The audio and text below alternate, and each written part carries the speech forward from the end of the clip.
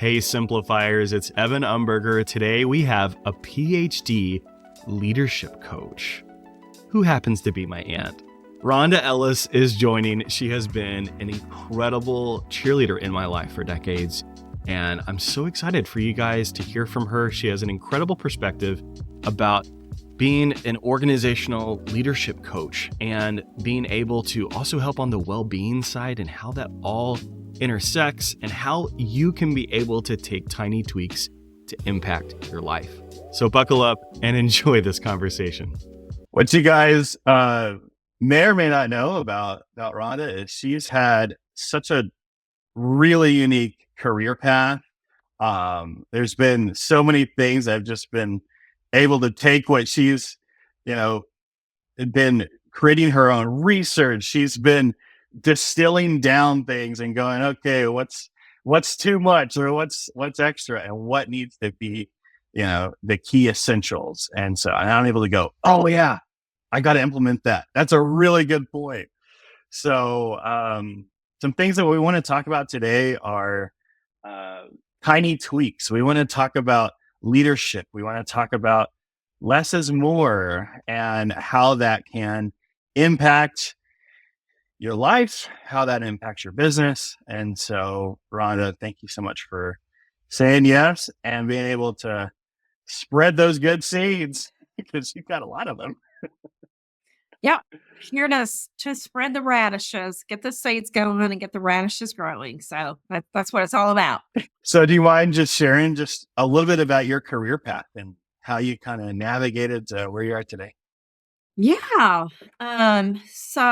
Wow, career path. I'm looking at almost 40 years in the workforce next year, which is kind of mind-boggling of how quickly that got here. So if you're a leader and you're, in your early 20s or 30s and you think, oh, I got plenty of time, nothing to worry about, it will go so quickly that it will make your head spin when you wake up one day and go, oh my gosh, it's been a whole generation. I'm on my third career.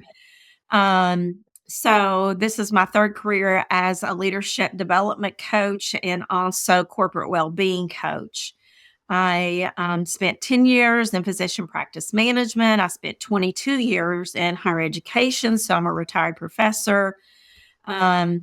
And so really just kind of what led me down to this third career was when I was in my doctoral work, I had a professor who really sparked my interest in organizational leadership. So I took the courses to get that specialization. And then also just thinking back to how it was when I started my management career in clinic management in healthcare and just thinking, dang, it's lonely at the top, right? And just wishing that I had somebody to process things with, somebody to bounce ideas, a sounding board, somebody that I could trust that wasn't within the organization, somebody that was external, that I could really dive in and process some things, help my own self grow. I mean, because you take a ton of courses in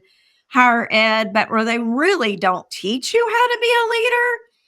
And so it's kind of like, just get on the horse and ride. And then you're like, okay, but I had a better saddle. Or what if what if I had something else? And I think that's where a coach comes in so handy, is just giving you that safe space to process what does today look like, what could tomorrow look like, and then even, a few years down the road.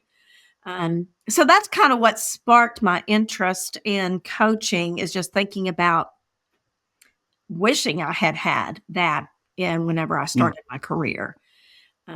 So that's kind of where we are today. And my clients have really led me to a different path in doing the corporate well-being, because in 2020, like most of my clients wanted to coach around with stress management. And I was like, stress management is a multifaceted puzzle. It includes movement, nutrition, sleep. And so then I went and got health coach training, and now I'm a certified health coach by the National Board of Health and Wellness Coaching.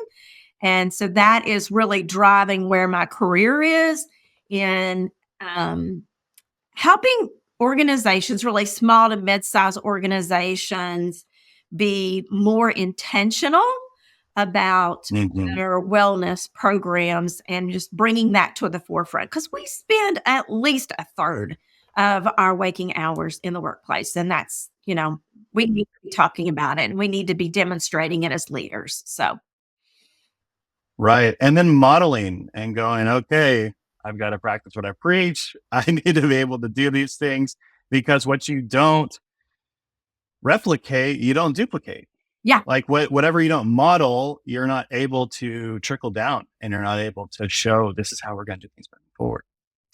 Yeah, I mean, people always do what people see. They don't always do what people Mhm. say. The boss could say, "Oh yeah, I want every one of you to take a lunch break." That's important to take some time to de-stress. But the boss never takes a lunch break, right? And so you feel a Right. little bit like intimidated. Oh, should I take a lunch break? The boss isn't taking a lunch break. So, like you said, modeling that way is where we need to be in the workplace well-being space as a leader, just to model it. Right. The boss is taking a month off, but we could never take, a week or two at a time. It's like, oh no. Yes, yes. So, Yeah. What yeah, are what just are some of those other, examples that you've seen, man, this is a behavior that's learned and that needs to be course corrected. Are there just kind of like a handful of those that you realize this really makes a big impact and if you can, you know, make some of these tweaks, then this really has a great return. yeah, yeah. I love the tiny tweaks. I'm all about the tiny tweaks. I say Yeah. it's the tiny There's- tweaks that gets us to that brings those, those gains that we want to see. With that, people always say, "Oh, well, let's just do a lot, and then we can get there faster." Well, actually, that's not true. So, doing the tiny tweaks, and just recommending that people get up from your desk at least once an hour. 250 steps. That takes maybe a minute and a half, just being intentional about getting up and moving, doing some meditation, doing some breathing exercises. I Mm, highly recommend box breathing. It will bring your brain back to focus. It will lower your blood right. pressure and it will calm that central nervous system. I think that's the thing that gets us into trouble is when our central nervous system is always on fire and we don't do weeks to bring in the parasympathetic nervous system to just calm that vagus nerve and so that we're not on fire from a stress Mhm. perspective. So those are just a couple of things that, I would Yeah. recommend just to start small. Just getting up and moving and then doing some box breathing is just something that is very helpful in just learning, hey, how can we be better at our well-being? What are some other tiny tweaks that just helped you grow to where you are today? And this could be, over several years or it could be months, whatever you just is relevant. Yeah. So, when I was thinking about that, I was thinking about, wow, really just the tiny tweak of the word ask, just ask, right? And that's what it's been all Mm, about for me this year is just ask for that coffee meeting. Just ask mm, for an author that you really like that you've met on LinkedIn to come to your mastermind, which this person did. I have to give a shout out to Dr. Richard Safir, who wrote the book, The Cure for the Common Company. And the mm. title of that is A Wellbeing Prescription for a Happier, Healthier, More Resilient Workforce. So I had met him on LinkedIn and we became really friends. Actually we refer to each other as colleagues now. But he is the chief Wow. well-being officer at John Hopkins medical system. And so he actually did come on a mastermind with a group of leaders. And I was just like in awe. But there again, it was the tiny tweak about the ask. just ask, hey, would you Mhm. be open to coming on this mastermind with this group of leaders that were, going through this book, A Cure for the Common Company? And he did it. It was, I was just like, oh, wow. And now, he and I tag team on LinkedIn about different topics and make comments to each other's posts. And it's been a really good thing to able for me to learn more from him. So really one of the tiny Mm, tweaks for business is it's just about the ask. Just go ahead, have the courage to ask, be vulnerable. So that's that's a tiny huge. tweak that I've learned from this year. And I've met so many people in Northwest Arkansas this year just by asking, "Hey, we want to go for coffee?" Or at a networking meeting, just hey, would you want to have a connection time later on? So it's really just that tiny tweak of just having to ask. That's big. So what you guys also may or may not know is that she's got multiple letters after her name. So you heard her talk about her career, and there's DVA, there's PCC, NBC hyphen WHC, but every step of those successes and reaching that level of education, there's just different beliefs that you had to overcome.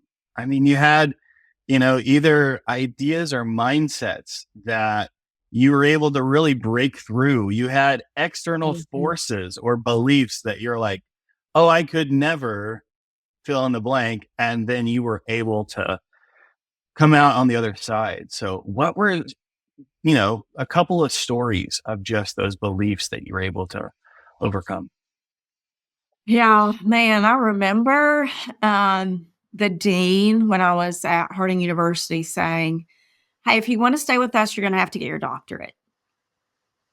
And I was thinking, "What? I just signed up to teach, right? I didn't sign up for all that." And I was thinking, "Oh my gosh, do I even know how to still write?" I mean, this was like 13 years after my master's degree. And I was thinking, "Do I even know how to still write a paper?" So yeah, just overcoming that internal belief of, "Oh, you can't do that. Are you joking? That's 4 years of Right. your life. You're a single Mm, parent, you're working full time. Yeah, that's not possible." Yes, so those are 4 those internal beliefs that I just had wow. to overcome and just say, "Yeah, you can do this one day at a time." Here again, tiny tweaks, right? It's about the one day at a time. I mean, I could feel so much anxiety just thinking about the 4 years, but what really got me through that was just getting up one day at a time at 4 a.m., by the way, but just get a schedule that works, right? For me, because I was a single parent, it was from 4 a.m. to 6 a.m., 2 hours of working on my doctorate. But, then I just shifted my bedtime, right? From 10 o'clock to about 9:30, 9 or 9:30, or even maybe 8:30 at sometimes, right? So you Mhm. just have to do some shifting. It's just about I love the learning loop of discover, act, assess, adjust. Discover, act, assess, adjust. And just discover what you Mhm. need to do, what tiny tweaks you need to make. Assess, hey, how are those going? Right? If they're not going very well, then you adjust, right? And then you go back into discovery mode of did that work? And, how is it working? If it's not working, then what do we need to do to make it different? So just that tiny tweak of taking one day at a time. I think when you're overwhelmed by something that you just think, oh my gosh, there's no way I could do that. There's no way. So yeah, I think that's just a tiny tweak of one day at a time. That's it. That's huge. I mean, waking up to work at 4. I mean, you got to have your coffee or you got to wake up a little bit before that. I mean, there's just so much preparation that comes with looking at your commitments and going, okay, what do I need to be able to adjust? Getting your doctorate in the middle of already teaching. Um, Yeah.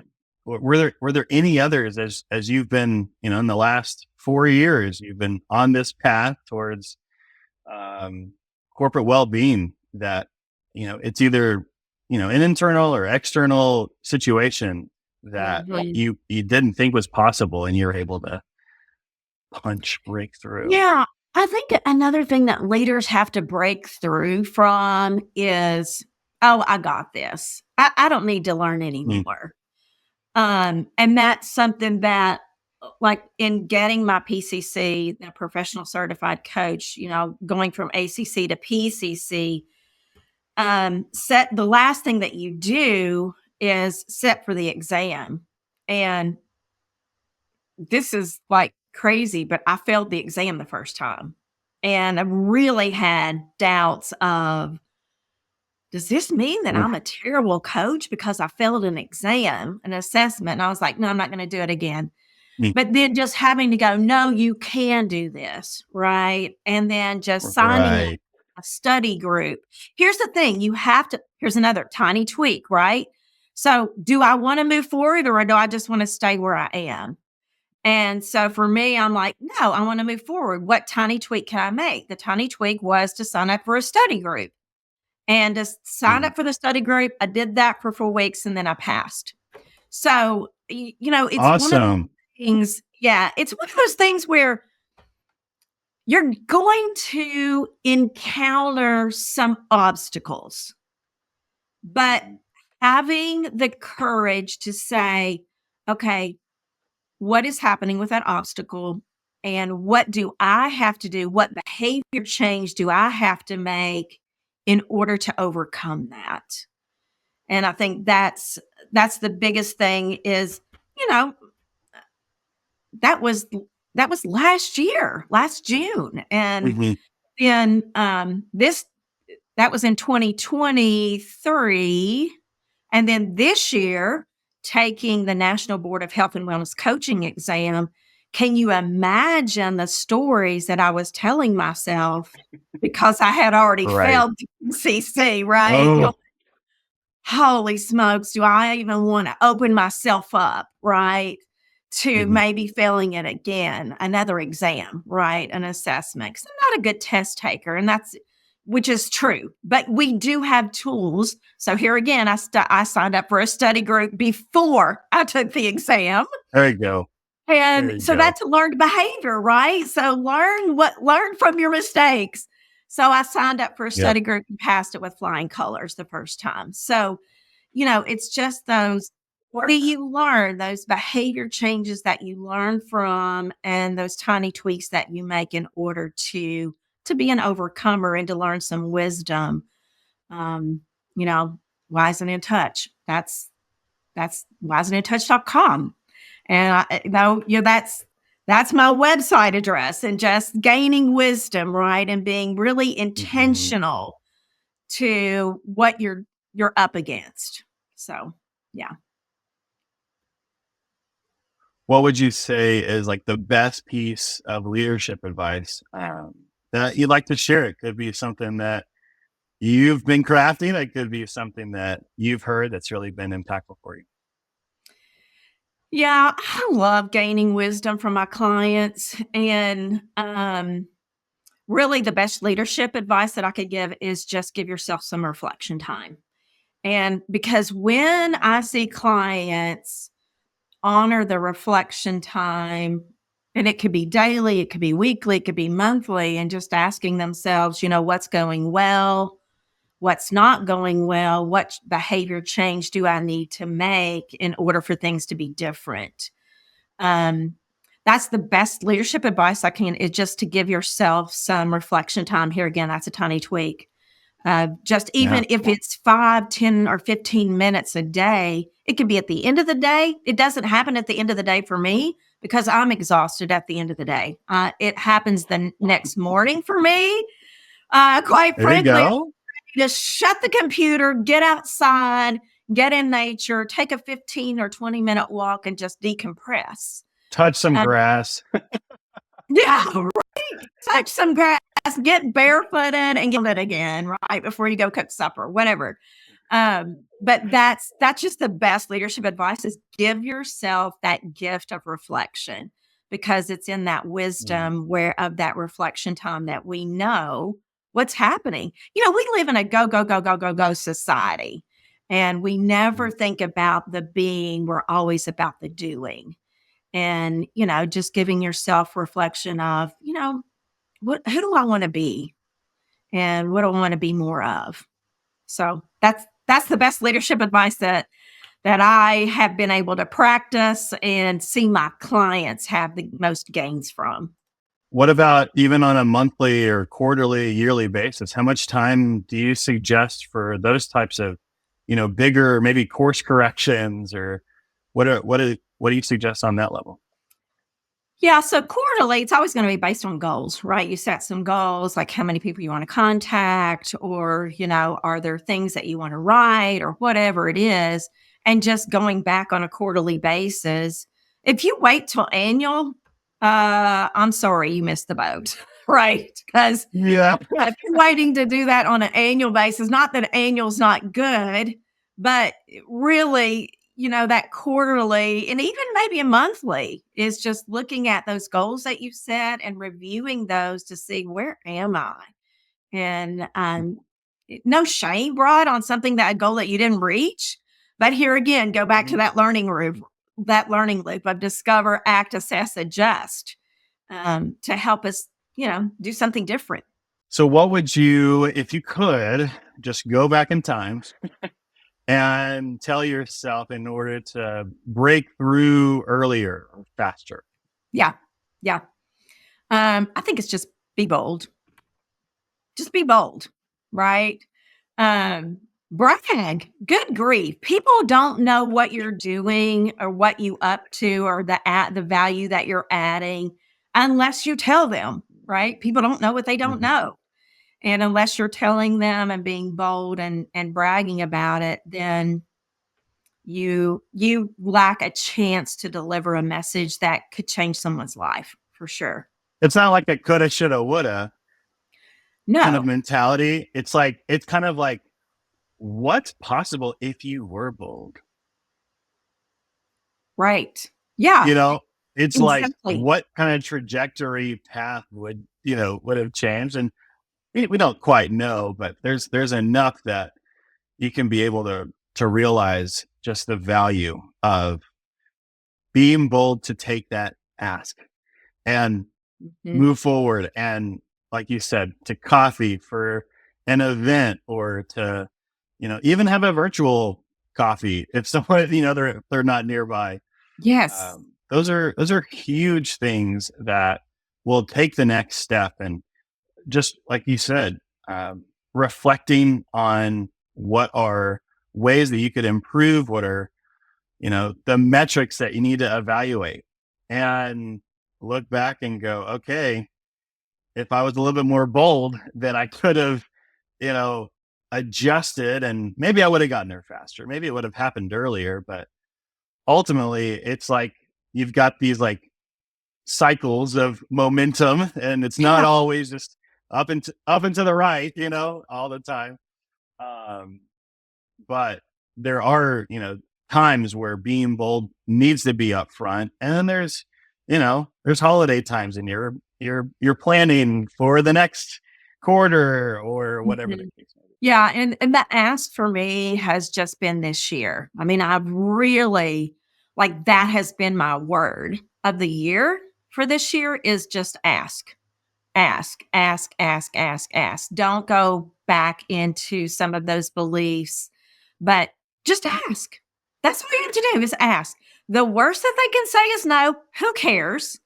And the best thing that they could say is, yes, let's sit down and have a chat. So, yeah. So it's all That's about it. wonderful. I'm so excited about it.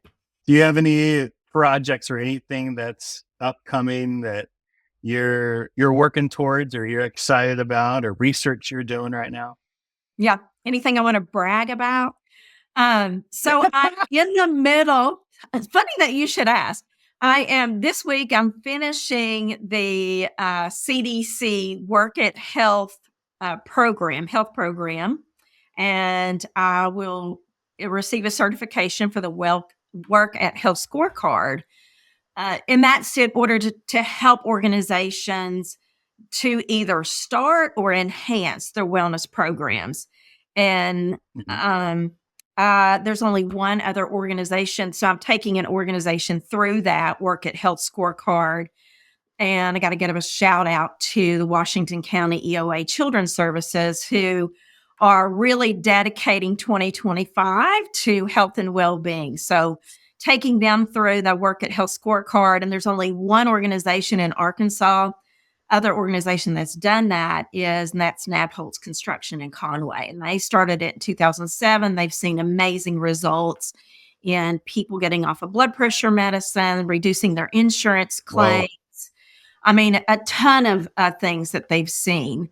And then I'll be working on Train the Trainer, CDC Work at Health Scorecard, starting in January. And I will be the first in Arkansas to be a trainer for the CDC Work at Health Scorecard. So, yep, here I am bragging about That's amazing. That's really exciting to be able to be the first, right? I love being first, right? I'm a pioneer. And sometimes it takes people a long time to get on board. One of my sons says, "Mom, you're always on the Oregon Trail." So, and it's true. I mean, I'm a pioneer and always ahead of my time. So if people are hearing this and you are a early adopter, you and I would be great friends and you could be a great client. So here we go. That's right. Awesome. Well, what's a great way for someone to get in touch with you and connect? So my website is www.wiseandintouch.com. You can find me on LinkedIn, Rhonda S. Ellis, DBA, and all the other letters of the alphabet. And then on Instagram, you can follow me as In Touch Coach. So anyway, going to really do some interesting things for 2025 and just very excited about being bold and making some tiny tweaks. Amazing. Well, thank you so much. You've been a wealth of experience and knowledge and wisdom, inspiration as always. Thank you so much. Thank you. And thanks for asking. And kudos to your entrepreneurship and just giving people some tools that will make their life easier. So appreciate that. Isn't tiny tweaks just such a great concept? It's so simple. There's so many strategies that you can be able to implement. There's so many ways that you can be able to improve, and being able to have the mindset of, hey, I can be able to control some tiny tweaks, implement them in my life, see the difference. Don't change too many things at one time. Actually take one thing at a time and see how it impacts, see how you should be able to pivot and go from there.